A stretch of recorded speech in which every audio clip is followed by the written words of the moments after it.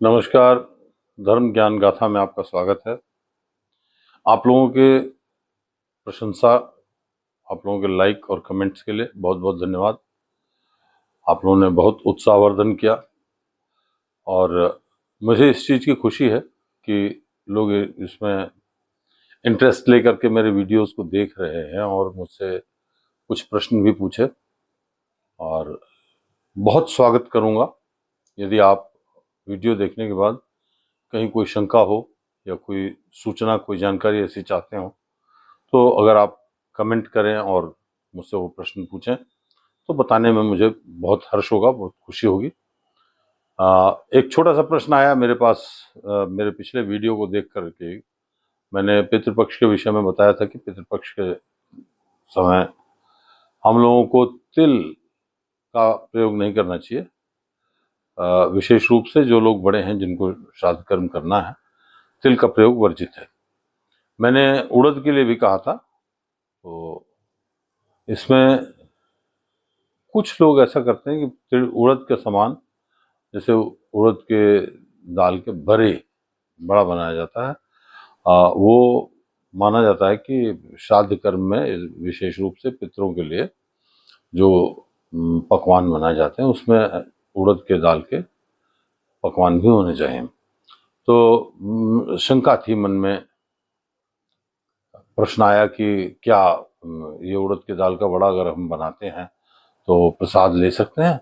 निश्चित रूप से यदि आप उड़द की दाल के बड़े को पितरों को चढ़ा रहे हैं तो उसका सेवन करने में कोई दोष नहीं है। हाँ, तिल हम चढ़ाते हैं पितरों के नाम से, पूर्वजों के नाम से, लेकिन तिल का सेवन निषेध है, पूर्णतया निषेध है। सफेद या काला तिल हमें प्रयोग नहीं करना है। कुछ बातें और भी हैं जो मैं अभी अपने वीडियो में आगे चल करके बताऊंगा, जो हमें करनी चाहिए और नहीं करनी चाहिए। वीडियो के अंत में मैं बताऊंगा।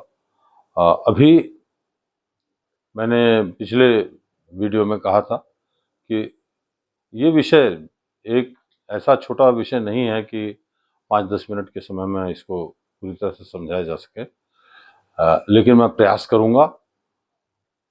एक बहुत महत्वपूर्ण सूचना ये है कि देखिए, बहुत से लोग इस तरह की भ्रांतियां फैलाते हैं कि यदि परिवार में किसी की शादी हुई, विवाह हुआ, तो उस परिवार में ये पितृपक्ष में तर्पण इत्यादि नहीं करना चाहिए, क्योंकि नांदीमुख श्राद्ध हुआ है शादी में, तो इस कारण से आगे चल के पितृपक्ष में ये श्राद्ध नहीं करना चाहिए। ये भ्रांति हैं। कहीं किसी शास्त्र में, किसी धर्म ग्रंथ में इसका उल्लेख नहीं है। आपकी जानकारी के लिए, बहुत से लोग जानते भी होंगे, आप लोगों ने देखा होगा, बहुत से लोग वर्ष में 365 दिन तर्पण करते हैं अपने पितरों के नाम से। तो जरूरी नहीं कि हम पूरी तरह से जो है वो सुसज्जित हो करके कुश और पवित्री और हाथ में कुश लेकर के तर्पण करें। साधारण रूप से लोटे में जल लेकर के भी लोग तर्पण करते हैं। मैंने देखा है बहुत लोग वर्ष पर्यंत करते हैं। तो ऐसी भ्रांतियां नहीं रखनी हैं। ये बहुत महत्वपूर्ण कार्य है हमारे लिए, एक अवसर है। हम अपने मातृपितृ ऋण को, अपने देव ऋण को, अपने गुरु ऋण को हम समाप्त कर सकते हैं, उससे उऋण हो सकते हैं, उससे उऋण होने का प्रयास कर सकते हैं। तो ये बहुत महत्वपूर्ण है। और यदि कुश उपलब्ध ना हो तो तांबे का विशेष पात्र बाजार में मिल जाता है। तांबे के पात्र से जल देने पर भी पितरों को जल की प्राप्ति होती है। वैसे कुश का प्रयोग बहुत महत्वपूर्ण है। मैं आपको बताना चाहूँगा, कुश के इस प्रकार से छोटे छोटे पवित्री बनाई जाती है, जिसे अनामिका उंगली में इसमें धारण किया जाता है। और इस प्रकार से कुश का एक टुकड़ा लेके जब हम उंगली के अग्रभाग से जल देते हैं, ये देवताओं को जल देने के लिए हाथ के अगले भाग से उंगलियों की तरफ से। जब ऋषि तर्पण करते हैं तो हाथ के अंदर की तरफ से इधर जल गिराते हैं। एक हाथ से हम जब लोटे से जल गिराएंगे, हाथ पे तर्पण करेंगे, तो जौ मिश्रित जल ऋषि के नाम से, ऋषि तर्पण। और पितरों के नाम से जल देने के समय में दक्षिण मुंह करके, दक्षिणाभिमुख होकर, और यदि यज्ञोपवीत पहनते हैं तो यज्ञोपवीत हम हमेशा बाएं कंधे पर रखते हैं। पितरों को जल देते समय यज्ञोपवीत दाहिने कंधे पर, उसे अपसभ्य कहा जाता है, करके तो पितरों को जल देना चाहिए। और वो पितरों को जल दिया जाता है पितृतीर्थ से। हमारे हाथ में जो ये अंगूठे के हिस्से का भाग है, यहाँ पे, इसे पितृतीर्थ कहते हैं। इसमें कुश को इस तरह से दबा लें और जल हाथ पे गिरा के अंगूठे के साथ हम जल का तर्पण करते हैं पितरों, दक्षिण मुंह, दक्षिण दिशा की तरफ मुंह करके। और तर्पण के अंत में 3 बार जल भीष्म पितामह के नाम पर देना आवश्यक है।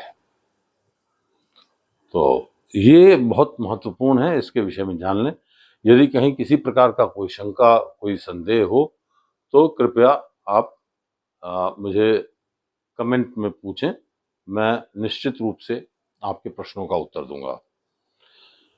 दूसरा काम, एक तो मैंने तर्पण के विषय में बता दिया। दूसरा सबसे महत्वपूर्ण है, हमें जो भी परिवार में सबसे बड़े हैं, जैसे अपने माता पिता की संतानों में मेरे माताजी पिताजी नहीं हैं, मैं और मेरी पत्नी, हम लोगों को परहेज करना है। क्या परहेज करना है, क्या नहीं करना चाहिए? भोजन में एकदम सादा भोजन करने का प्रयास करना चाहिए। मसालेदार खाना ना खाएं, लहसुन प्याज ना खाएं। एक प्रश्न ये भी पूछा गया मुझसे कि क्या बच्चे बाहर कुछ खा सकते हैं? निश्चित रूप से बच्चों के लिए बंदिश नहीं है, बच्चों के लिए किसी भी प्रकार की कोई वर्जना नहीं है, कुछ भी वर्जित नहीं। वो जाके बाहर अगर लहसुन प्याज का सामान, कोई पकौड़ी खा लेता है या समोसा खा लेता है, उससे कोई ऐसी हानि नहीं है। घर में जिस रसोई में पितरों के निमित्त श्राद्ध का भोजन बन रहा है, उसमें किसी भी प्रकार से लहसुन और प्याज के भोजन का कोई भी पकवान नहीं बनना चाहिए। तो सादा खाना ये हमें खाना चाहिए, और संयम पूर्वक रहते हुए किसी भी प्रकार की तीक्ष्ण गंध वाली वस्तुएं, जैसे आजकल आधुनिक रूप में स्प्रे वाले जो सेंट चले हुए हैं, इस तरह की वस्तुएं नहीं प्रयोग करनी चाहिए। यदि बहुत गर्मी है, अभी इस समय जैसे इस बार उमस बहुत ज़्यादा है, पसीना हो रहा है, और हम कहें कि नहीं साबुन का प्रयोग नहीं करना है, साबुन का प्रयोग नहीं करना है, ठीक है, ये उस समय की बात है जब हम गांव में रहते थे और शुद्ध हवा थी, बहुत कम प्रदूषण था।